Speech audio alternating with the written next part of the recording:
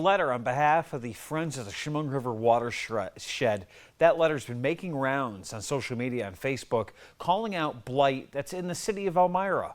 WENY's Marcy Walsh was at the Elmira City Council meeting earlier tonight, where community members got the chance to voice their opinions about that ongoing situation. Marcy, what did people have to say there tonight?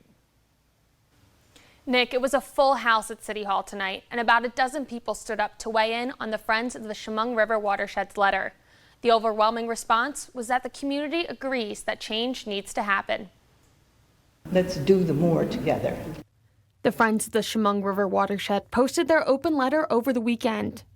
It details homeless encampments, trash littering the streets, and overgrown conditions all over the city.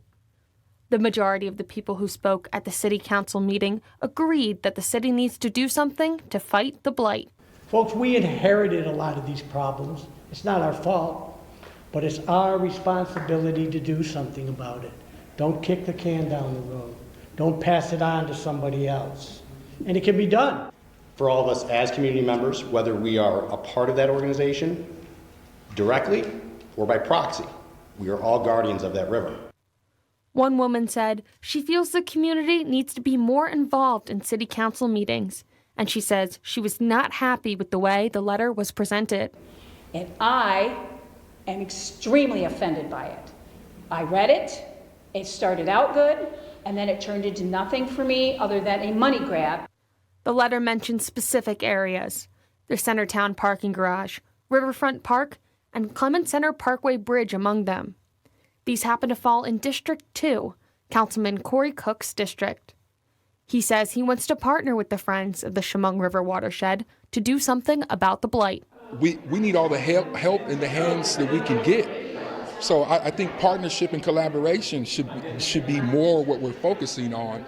We hear what the problem is. Now let's get together and put our heads together and try to work up a solution. The executive director of the Friends of the Chemung River Watershed says she wrote the letter as a call to action for the city. If there's not enough resources in the city itself, we have people who are willing to step up and do it. But our organization can't do it without support from the city. We caught up with Mayor Dan Mandel earlier. This is what he had to say. He's looking for people to partner with us because we only have so much staff that can maintain our 30 or so parks. So anybody that wishes to step up and volunteer, we're all open arms about that. And on a related note, City Manager Mike Collins said an update about the city newsletter is expected tomorrow. He said the bi-weekly newsletter will help with more open communication between the council and the people who live in the city of Elmira, which he says will be helpful in situations like these. Nick.